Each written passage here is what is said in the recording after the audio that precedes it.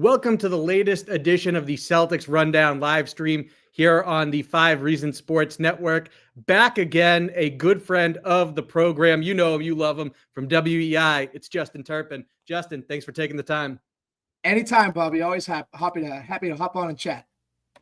I can tell you the audience loved having you on the first go around. They're excited for round 2.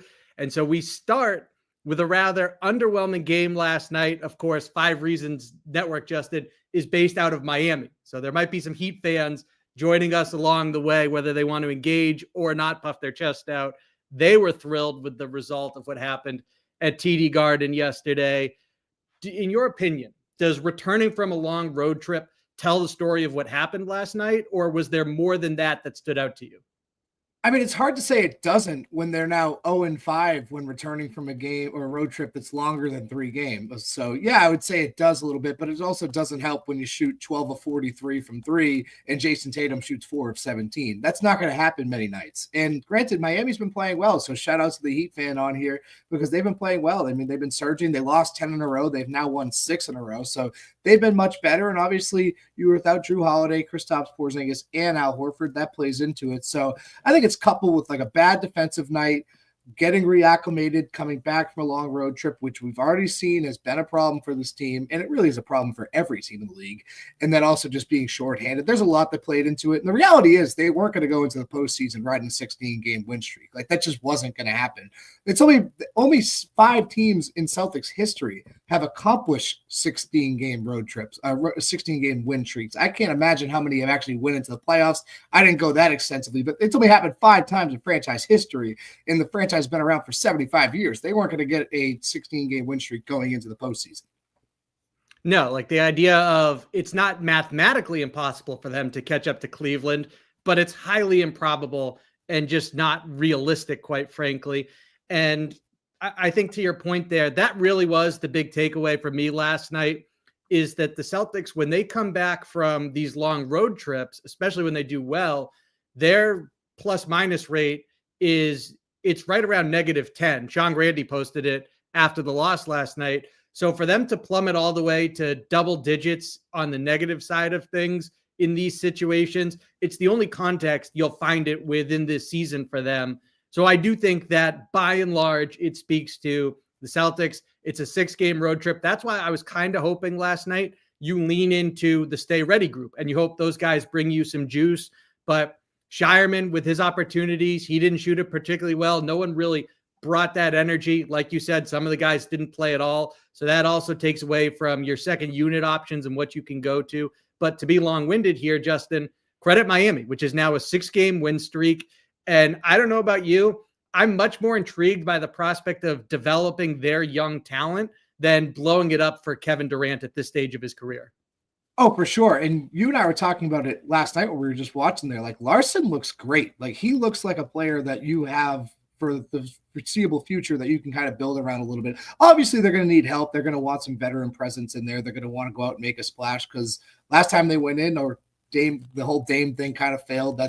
Was kind of a foregone conclusion. Everyone thought that was going to happen before we ended up in Milwaukee. So it's going to be interesting. But like you said, like that young talent's good. Like they have pieces there. It took them a little bit to find their footing after Jimmy left. Like I talked about the 10-game win streak or 10-game losing streak they were on. And now they're really starting to figure it out a little bit, how to play together. And I don't think there's any other coach that they'd want leading this direction or this turnaround than Eric Spoelstra, a guy who's done it with some of the greatest of all time, and he's done it for years, and he's constantly successful. He's like the Mike Tomlin of the NBA. Like his teams are just always competitive. They're always going to be in it, even if they don't really seem to be in it. Like right now, like they're now emerging as a potential first-round candidate for the Celtics to face in the playoffs. So they're always going to be in it, and that's what happens when you have great coaching, and you also have some young talent. So they have something there. Yeah, without a doubt. And Spoelstra, there's still a strong argument to be made that he's the best coach in the NBA right now. Yeah. And I mean, he does a phenomenal job. As much as I think there's a lot of merit to dinging Heat culture, especially just the corny element to it, at the same time, they do an outstanding job of developing unheralded players. You know, you can look back in time from Duncan Robinson to Gabe Vincent. And now you mentioned him, I like him, Pelle Larsson. Yeah. He can shoot that thing. He's got a little bit of grit to his game. Like he went after an offensive rebound, took a hard shot from Sam Hauser and really seemed to relish the contact. So he also had a nasty dunk last night. I like Larson. I don't quite know what happened to Jaime Jaquez Jr., that he's not getting in until the very end of that game yesterday. But Justin, this is not a Miami Heat podcast. We're going to pivot back to the C's here. And when it comes to Jaylen Brown, that is easily the biggest topic to discuss in the Celtics world right now. That knee injury, what it might mean for their chances. And so I'm curious, what among the comments that he opened up about his knee injury, because he was pretty candid, what stood out to you about what he said last night about it?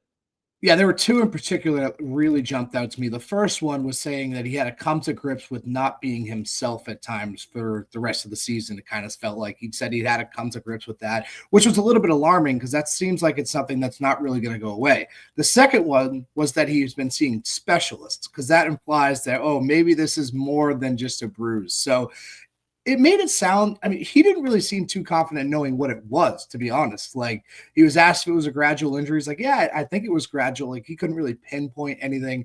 I think it's just a lot of moving parts here. And I want to ask, do you believe him when he said that the 65 game threshold is not something that he's thinking about in determining when to play these games?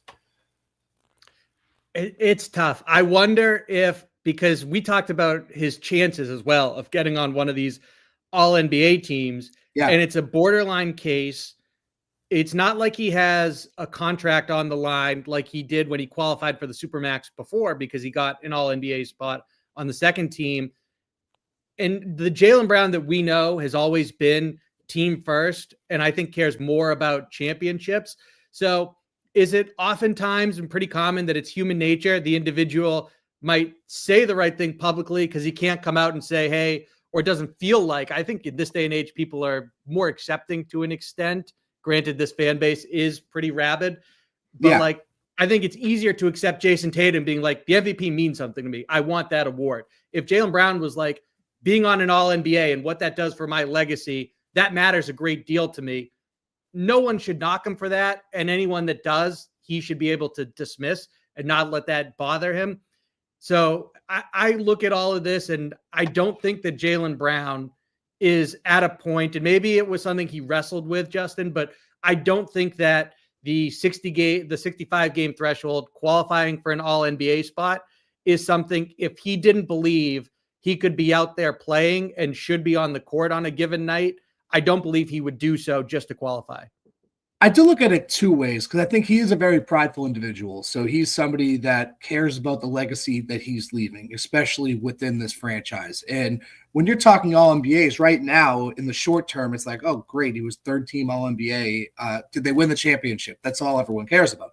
But in the end, it's like that stuff adds up towards like Hall of Fame candidacies. That's like when you're ranking players all the time, like you're looking at that stuff. So I think he's aware of that. And they all seem pretty aware of just the franchise history, and just they all seem to really respect the history of the game. Like, you can see that pretty clearly in Celtic City. And obviously we're around them and we kind of hear these things. So it wouldn't surprise me if he was gunning for it. But I also think it's kind of funny. Like, we're having this conversation. It's like, oh, why isn't he sitting? Why isn't he sitting? Like, they put this rule in to incentivize guys trying to make them play more, because load management stuff had been such an issue. And now a guy is possibly playing to achieve the goal that they kind of set up. They made it a little bit harder. They incentivized you to play, and everyone's like, why isn't he sitting? Why isn't he sitting? I find that discourse just funny. Yeah, I also think they're going to lower the threshold, perhaps as early as this offseason. 65 is just too much. And we saw last year Tyrese Halliburton re-injure his hamstring because he came back because he was trying to get to that 65 game mark.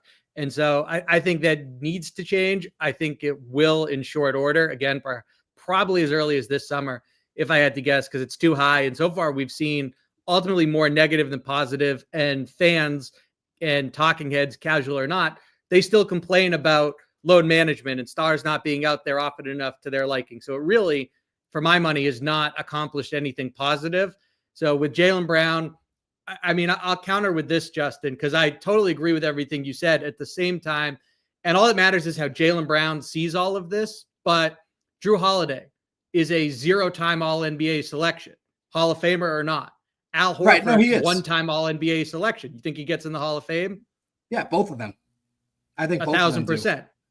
So again, it matters what Jaylen Brown is aware of, how he sees it. That's the only real factor that's going to influence this thing. But he doesn't need to be an all NBA selection this season in order to boost his chances for the Hall of Fame and what he means in Celtics lore and a championship. I think, as evidenced by how these two, their careers have gone, I think for Brown, it's the same thing a championship would do, a hell of a lot more ultimately in the long run than this one season in particular, getting a third team selection. No, that's a great point. And another reason he could just be playing now is because it's just a pain management thing. Like if it's just a pain management thing, you're trying to see how far you can go. Like what movements should you try to avoid, whatever it may be. Like, how do you manage this best? Like, it's not going to get any better. He's kind of like, maybe that's what he means by coming to grips with it. Like some nights it's going to feel better than others. It's literally just a pain management thing. If that's the case, then it would make sense to play, right? Like if it's not going to heal, what are you waiting for? Nothing's going to actually change if you're sitting between now and then, because it's not going to have enough time to heal. So maybe if it is a pain management thing, he's just kind of working through what he can do and what he can't do. But no, that is a good point. Like Drew Holiday, Al Horford, both of them have had very decorated careers, and they're only adding to it now still, even as they kind of near the end of their careers, they're still kind of adding to it. So no, that's a good point. But I do think that's something Jaylen is looking at, as much as he might not say it, but he's always going to do what's best for the team. Like you said, the Jaylen we know, the Jaylen that we've seen since he started wearing a Celtics uniform, he's always been team first, team oriented, and that's how he's going to keep being. Yeah, 1,000%. And then with this impingement, sometimes it is better, like you said, to play through it. Sometimes that is the medical advice when they look at a specific case. And then you look at bone bruise was a part of the original announcement of what he's dealing with. It was the bone bruise with the impingement. And that speaks to an issue related to cartilage. And so now the bones are literally rubbing against each other. So it is a case where, as he acknowledged, where he's not always going to feel his normal self, his best self. Sometimes it is a matter of pain management and just kind of dealing with that situation, and a matter of tolerance and what the staff can do. Like he said that they had him feeling good out there yesterday, to paraphrase, and he played nearly the whole third quarter, which I took note of. And at times it looked concerning to see. It looked like he couldn't fully plant on that leg, and like he was running up the court a little funky, but ultimately he got through it. And I think that he's getting more comfortable with the reality of just accepting this is a pain management thing. This is an incredibly mentally tough individual. So there might be some nights in the playoffs, which is concerning, but there might be some nights where he's not at his best and just can't give them as much as he wants to. But ultimately, I think overall, you're going to get a pretty strong showing out of Jaylen Brown.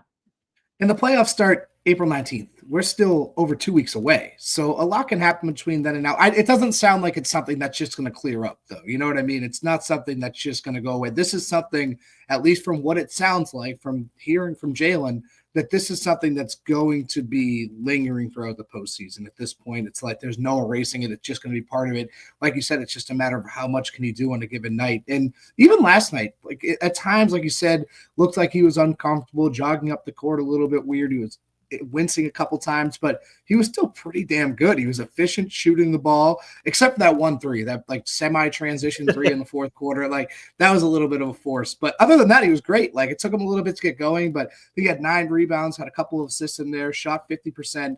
So he was still good, even though he was uncomfortable. Granted, doing that in the postseason when the physicality wrenches up and it's a lot different, the style of play is a lot different in the postseason. It's going to look different, but it's still Jaylen Brown, right? He's still an all-star, an all-NBA caliber player, and his 85-90% is better than most of the league's 100%. The reality is. So he'll be fine. It's just something that, you never want to see when you're gunning for back-to-back titles. You saw how important he was last year, winning Eastern Conference Finals and NBA Finals MVP. Like he just made all these big-time plays for them down the stretch. And it's like, oh, you might not have this guy 100% healthy, because the one thing going into the year that everyone was concerned about was health. Like no one was concerned about the talent on this team. Everyone saw what they can do last year. They finished top 5 at point differential and cruised to an NBA Finals, winning 16 games with ease. Like they were 16-3 in the playoffs. Like they just cruised through it. The one concern everyone had was the health, and they've been dealing with things throughout the season. Obviously, Jaylen had a couple things earlier in the year. Drew had the shoulder, Sam Hauser at the back. So there's been different things, and obviously Kristaps is recovering. So when this pops up close to the playoffs as you were getting healthier, it's a little bit like, oh, baby, like this is what we were worried about. This is not something that we want to deal with right now. But like I said, like his 85, 90% is probably better than most of the other alternatives on other teams. Yeah, it's funny because it feels like they've got everyone in a very good place entering the playoffs. And then here comes this Jaylen Brown situation that it happened gradually, but now is kind of crescendoed and is at like, it's probably not going to get worse. It's probably not going to get better either. It just kind of is what it is roughly. But like you said, a lot of players in the league would sign up to be Jaylen Brown at 85 to 90%. Justin, let's pivot from the top of the roster to a guy on a two-way contract fighting to make his NBA dream a reality. That's JD Davison, now known as G League MVP. JD Davison. Where do you stand on the prospect of the Celtics converting his two-way to a standard deal? And that allows him, of course, to be on the playoff roster. I mean, it wouldn't surprise me just to validate the work that he's put in the last 3 years. Like very rarely do you see a player go through 3 G League contracts with one team. And that's where JD Davison's at. So do they want to validate his hard work and give him a standard contract for the remainder of the playoffs, knowing that he might not be back here next year? It would be a classy move and something I wouldn't put past Joe Mazzulla and Brad Stevens. Like, all right, in reality, are we really, if it's Drew Peterson, are we really going to be using him? Because I think that's what everyone thought it was going to be, especially when we were seeing him in the earlier months when they were dealing with things. Drew Peterson played not significant minutes, but he played valuable minutes in games that the Celtics were trying to win, like even right before their swoon, in the middle of the swoon. So everyone kind of assumed it was going to look like Cada last year, and it was Drew Peterson in the role. But I mean, if they want to validate his work, which they very well may, because again, we don't really know what it's going to look like for him next year. He can't sign another G League contract with the Celtics, so you don't really know what it's going to look like. But he looks like a NBA caliber player, at least a backup point guard. He can defend, he can pass, his shooting's really improved. Like, he's going to sign with the team. It just might not be the Celtics. Like, he will not be in the G League next year. He will be on a standard contract. On a side note, I love that you used December swoon, because a lot of people, myself included, go for the alliteration and say December dip. So you that's good. That's good. Yeah, no, I like swoon because Malaise was another one that people loved, but like, he was playing. Malaise is an A+. Malaise is great. If I had to power rank them, I'm going Malaise. I'll go dip for the alliteration and then swoon. But when one of those two gets overplayed, the other one surpasses it.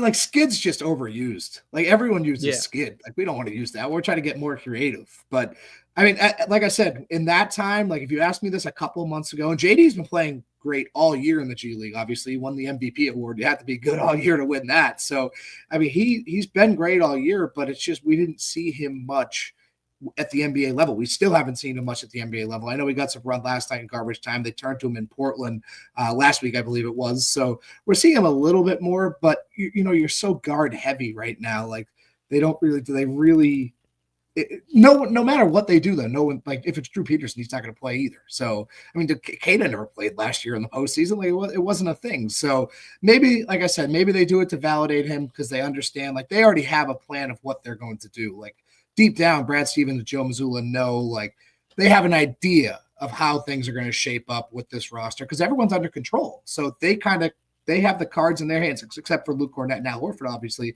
But in terms of the guards, which JD Davison would be monitoring, the Celtics have team control over these guys. So they control what's going to happen. So they probably have an idea of what's going to go down with JD Davison's future. And I think it'd be a really classy move to give him that deal and, you know, let him be a part of this. And he was a part of it last year, but he was sitting in the stands, that poor guy. You remember that last year? He was sitting like on the bench and sitting with Wick in the owner's box, like poor guy.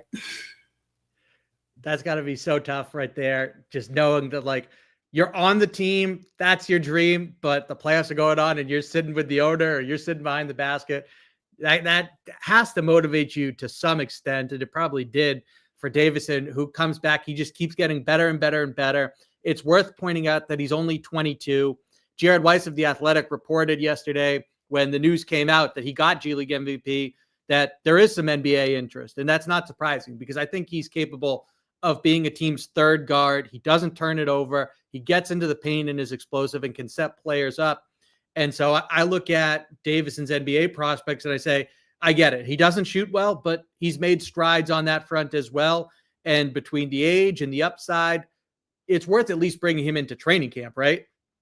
I would agree. Yeah. And the reality is he's not going to be shooting much at the NBA level anyway, right? Like he'd be more of a facilitator. He's not going to be jacking up a ton of shots. Like his role, I think he's one of the lone exceptions because I think the G League and the Maine Celtics specifically do a really good job of kind of mimicking the role of what a player would be playing in Boston. Of course, they're still trying to win games though. So somebody has to score. Somebody has to be that Jason Tatum-like catalyst in Maine. So that's kind of been JD Davison. Is that going to be his role in the NBA? No, but he's also proven that he can pass the ball and defend. So he's capable. And I really, like I said, I'd be shocked. And especially with Jared's reporting, like I'd be shocked if he's not on a team next year. He's totally worth giving a deal and just like bring him in for training camp and see what he's got. And I mean, we'll see if it's with Boston. I doubt it just because what they have right now with their guards. I don't really see Chisholm coming in and making a ton of big moves at the top. Like, because if you were going to move one of the guards, it would be Derek White, Peyton Pritchard, or Drew Holiday. I don't really see that happening with the new ownership group, to be completely honest, especially after hearing Bill Chisholm talk. Like, this doesn't sound like a guy that's going to come in and just completely start blowing things up. Not necessarily blowing things up, but like if you move on from Drew Holiday, like people think like he was the main reason they won last year. People would say that when they got Drew Holiday, like that's when people thought they were going to win it all. So that's the thing. I just don't see Boston blowing it up with the guards. I think it's going to look very similar to this year as next year. So we'll see where he is, but I think he'll be in the NBA and we'll see what he can do because he's got the raw talent. I worry about the size a little bit because he's very undersized, but you know, he's got the skills to do it. Yeah, and look, he had 38 points in Maine's playoff opener in a victory. He's one of 16 players in the G League history with 1,000 career assists. So he's rewritten the record books for the Maine Celtics franchise. He's accomplished quite a bit of G League history where he now adds an MVP to that legacy. I think that I'm with you. I think he's probably somewhere else come training camp next year. And given that if it comes down to an opportunity where you want to put Drew Peterson in, a lot has gone wrong in the playoffs because you didn't anticipate that clearly. So I would like to see, it's a nice gesture that JD Davison gets the nod because I just don't think you ultimately want to or have to put either one in. You have a lot of wings. So putting Davison on the playoff roster, it also affords you some flexibility in the offseason of you haven't necessarily committed a roster spot to Drew Peterson just yet before you see what happens at the draft and how you reshape your roster, who maybe is under contract that's ultimately not here next season. So I do think that the Celtics can afford to use this as an opportunity, as an act of goodwill and good PR, and let Davison, for his accomplishments here, let him be on the bench instead of next to Wick this go around in the postseason.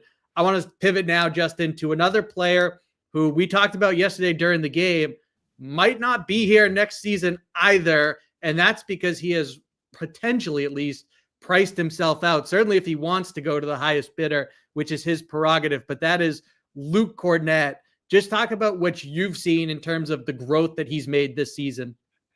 He's grown every year. Every year he's been in the league, he's just grown. And now getting him involved in the pick and roll is borderline unstoppable. We were sitting there yesterday, especially when it's with Jason Tatum, like 6 of his first 8 points came in the pick and roll. The only one that didn't was he missed in the pick and roll, grabbed the offensive rebound and put it back in. Like he's just such an efficient player and he's always in the right spot. He's always doing the right thing. Like it would never really show up in the box score. It's not something that's necessarily quantifiable, but he's probably the smartest player on the floor on the Celtics. Like what he does, he's always in the right position. He's a great screener, great rebounder. He's a great defender. Like he really doesn't have many weaknesses in his game. Hell, he could be a 3-point shooter if he wants to. He just kind of edges that out. They don't really need him to do that. So I mean, he's been fantastic, and he's going to be a guy that they need to find time to play in the playoffs. And I think they were going to go with that anyway. Obviously, we've seen Joe Mazzulla go to a lot of double big this year, and Luke Kornet obviously has to be a part of that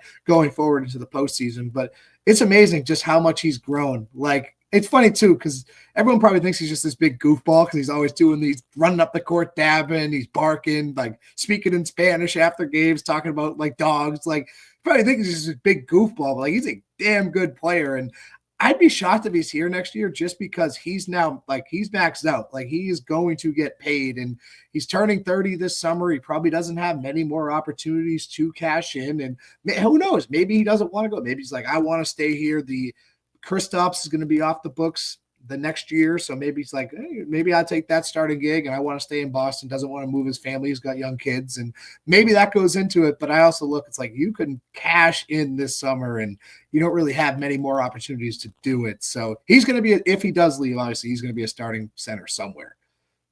Yeah, 1,000%. He's going to get some nice offers and that will include a starting job. So no one could blame him if he takes that. If he chooses comfort, what a win for the Celtics. You got lucky with Peyton Pritchard doing the same, where he signed the extension a year in advance rather than playing out his rookie deal to get to the next offseason. It's one of the most team-friendly contracts in the NBA right now is Pritchard, that 4-year, I believe $30 million extension in total. And Luke Kornet, he might just hand you a gift as well, given his relationships, his comfort, how he's utilized. My favorite thing about it, although as an aside, the definition of aura, Justin, is Luke Kornet, a backup center on the road, having crowds barking out with the lead road dog. Like that's incredible. What other team? What other team has a backup center? A chemistry standpoint, like you said, like this guy is like the ultimate. First of all, he's the ultimate connector. If you get him in the short roll, man, look out. Like he just always makes the right read out of there. But he's just like, he's the ultimate like glue guy in the locker room. Like everyone thinks he's like the funniest dude. Everyone talks so highly of him. Like there's just really no, I really have no bad things to say about Luke Kornet. Like he has become that good. And, you know, like you brought up a good point there with Peyton Pritchard too. Like Peyton Pritchard took less for the comfortability. I wonder if Luke looks at it like, listen, I was on 10-day contracts at one point, and the Celtics gave me a chance. The Celtics brought me in. Granted, I spent some time in Maine, but I worked my way up, and now I am an everyday contributor on a team that's trying to go back-to-back in the NBA Finals. I wonder if he looks at that like he doesn't forget where he was, and the Celtics were the team that took a chance on him. He's the one.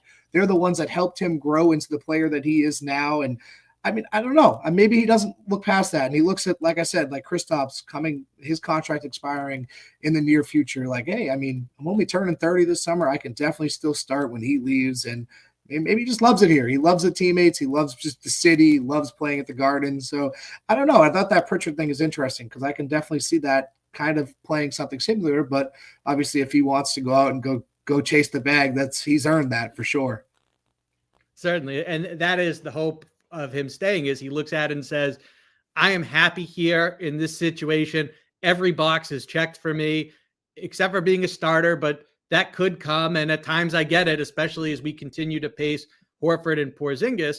And so what I have here in Boston is worth leaving a few million on the table. And it's not unprecedented. And I wouldn't discount it happening again with Kornet, certainly. So we'll see. But like you said, it's so cool to me, Justin, that someone could take such a selfless approach. I mean, no one would blame him if you rewind the clock a few years and he's this guy who was known for being tall and being able to shoot well. And he did that, especially in college, as he's trying to carve out his place in the league, and he has no stability and nothing to really hang his hat on in terms of I'm on solid ground here. And the Celtics come to him, and it's basically, we want to reinvent what you do offensively. If he looked at that and said, the way the league's going, if I'm not shooting threes out there, I'm less valuable to everyone. And now I'm going down a road that is not good for Luke Kornet. It would be totally understandable if he thought that way, but he didn't. He bought in. I haven't heard anything about there was hesitation or reluctance on that part. And the way that he's been rewarded is, you mentioned the Tatum Kornet pick and roll, literally the second most effective out of that type of an offensive weapon, which is what you see on basically every single play, certainly in the half court, the pick and roll. And it's Jokic and Murray, and it's Tatum and Kornet. It's and you incredible. look at what he brings. It's incredible. You look at what he brings on the glass. You look at what he does for this team defensively. His rise, he's talked about at different stages. When he was a guy who was seldom utilized, he's talked about, I remember asking him at media day after they traded Robert Williams, do you look at this as an increased opportunity for you? Like, does that excite you? And he was talking about how he had to change his mindset somewhere along the way, because that's just not healthy and productive. And it really is with him. It's all about the team. And that has allowed him, that buy-in, that perspective has allowed him to rise to the player we're talking about now. And I love that you mentioned the pick and roll thing, because I wrote about this last week. It was during the win streak, and it was only when it was at 8 games. But the lineups with Kornet and Tatum over that 8-game win streak, obviously it went to 9, but at the 8-game mark, were 25 points per 100 possessions better. They were outscoring opponents by 25 points per 100 possessions. Tatum and Kornet, the lineups, it's incredible. I mean, that's Stat Masterson right there, absolutely cooking. And yeah, Tatum, Kornet, to have that weapon is massive, because so much of today's NBA is trying to get a numbers advantage. And that's why you start with the pick and roll to begin with. And so if they have literally the second most effective option out of it, and it spans from multiple lineups, and regardless of the other 3 on the floor with them, I mean, that is something that you can bank on in the postseason. So it's massive. And another part of it that I love, Justin, is how composed Luke Kornet is on the short roll. This is a guy who's over 7 feet tall. Yeah. He catches it, and he's got great body control. And he's at a point where you mentioned his IQ earlier, that he can literally, because usually he's going to get the ball and there is a defender on the weak side who's zoning up 2. It has to account for 2 Celtics. And his ability to manipulate that individual to get the ball where he wants to. So you can fake it to the corner and swing it to the wing, for example, and maybe that's Hauser, or, do the other way around and get it to the corner for that kick out. His ability to think one step ahead of the defense out of the short roll is another part of what makes him and Tatum so successful. And you mentioned the league kind of focusing on the numbers, getting those 2-on-1 advantages. That is the Celtics offense. Like, they only go for those 2-on advantages.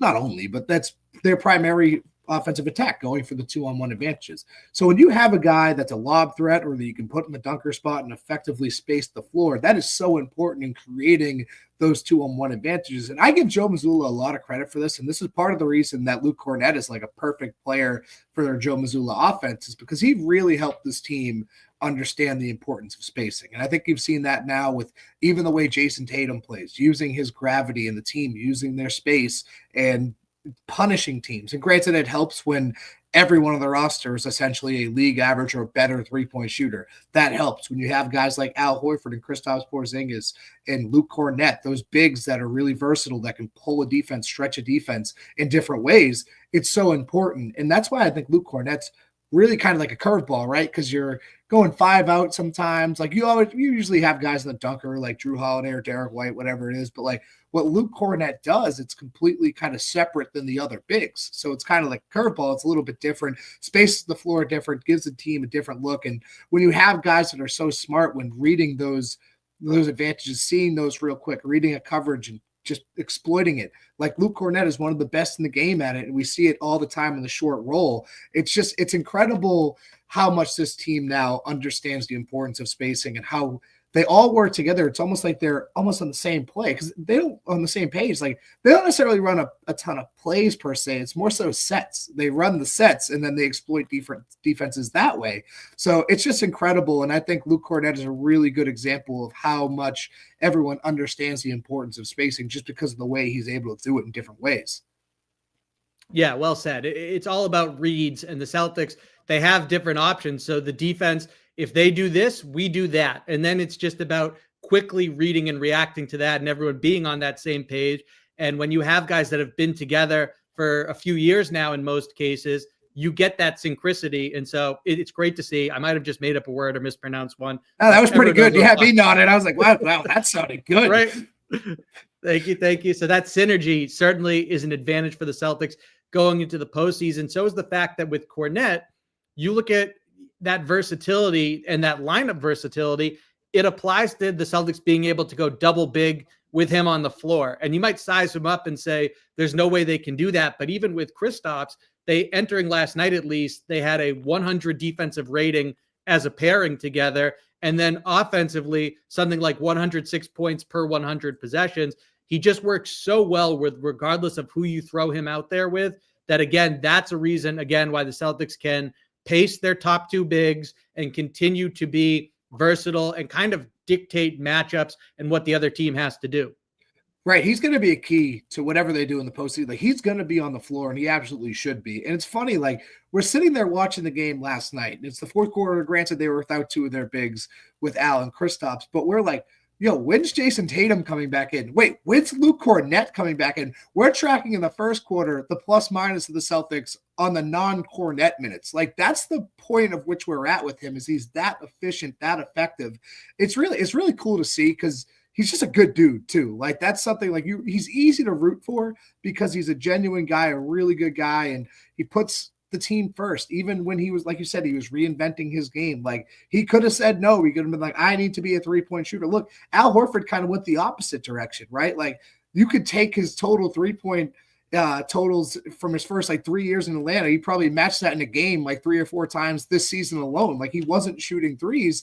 And Kornet was the opposite. Like, this guy was really known for taking his threes. I mean, he did other things too. Of course, he's 7 feet tall, but he really kind of reverted. Like, when he shoots a three, it's like, whoa, Kornet took a three. I think he was 1 for 1 last year, 0 for 2, I think it is this year. So it's just incredible. And like I said, it's really cool to see a guy's growth like that, especially when they're so easy to root for. So, no, it's great. And I'm excited to see what he can do in the postseason, because he's going to be on the floor. And to be talking about your third center being this impactful, this effective, and really looking forward to seeing what he can do in the postseason. Like, it's your third center. It's crazy. It's funny. And I can't wait, man. It just speaks to the depth of this team. Yeah, I'm excited. And like Derek White brings that levity to the work environment, Luke Kornet, as you said, clearly does as well. And it's important. It reminds me of the other end of the spectrum of when they traded Marcus Smart. That was a loud conversation. How do they replace that grit and that toughness that he brings to the floor every night? And with Luke Kornet, for a team that's so dialed in and goes about their business the way that the guys on the Celtics do, like a Tatum, a Brown, a Horford on down the line, to have Derek White at practice wearing the jersey like it's a cape, and to have Luke Kornet just keeping things light and bringing that levity, that's important. That's an element that you need. So if they lose him, it might not get talked about, but it is going to be a void that I think they feel the effects of, if not filled alongside Derek White.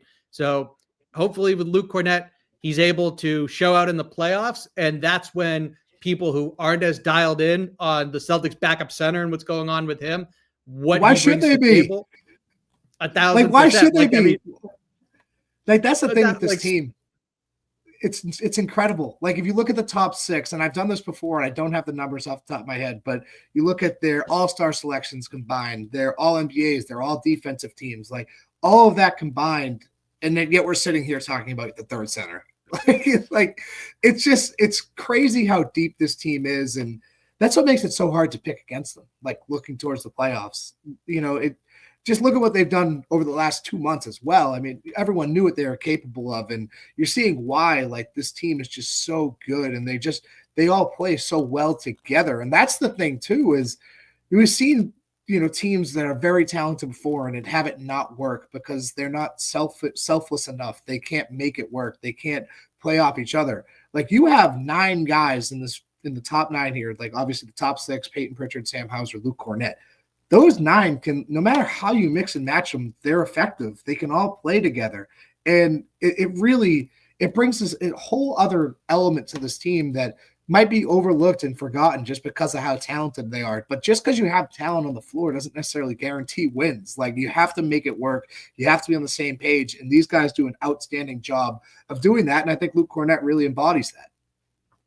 Yeah, 1,000%. And credit to ownership and Brad Stevens for putting together an extremely talented and versatile roster. Credit to the players for their maturity and being at a stage where it's all about sacrifice. Remember that preseason meeting that Tatum called with the top 6 about not everyone can start, not everyone can finish. This is about a championship and maximizing this window, however long we're together.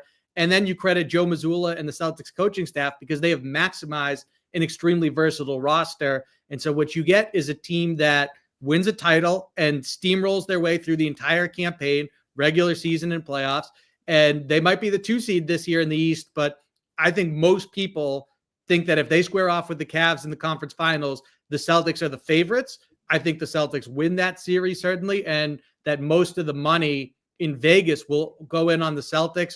Maybe the Cavs because you're kind of zigging when everyone's zagging, but I think most people would pick the Celtics to win it. Justin, we can cap it there. So I'm going to give you the floor right now to go ahead and plug and promote where people can find you on social media and any of the work that you want to get out there. Yeah, for sure. You can catch me on Twitter at Justin M. Turpin, on Instagram at Justin.Turpin, all over the airwaves at WEEI. The one staple, though, Wednesdays at 12 o'clock with Jones O'Keefe on the midday show, called that Pure Hoops, a quick segment of all basketball chatter. And you can catch all my written work at WEEI.com, columns after every game, and most of the practices have a notebook after. So it's a lot of fun, and love doing it alongside you, Bobby. Love it, Terp. He is absolute gold. If you just heard him on this live stream and you don't already follow him, I can only assume you're going to go rectify that immediately, because Justin Turpin is literally second to none, does exceptional work. I call him Stat Masterson for a reason. And you just saw the insight that he brought to the table here on Celtics Rundown. Justin, appreciate you taking the time. I'm Bobby Krivitsky. You guys know where to find me. You know where to find this live stream right here on the 5 Reasons Sports Network. We'll be back at it next week.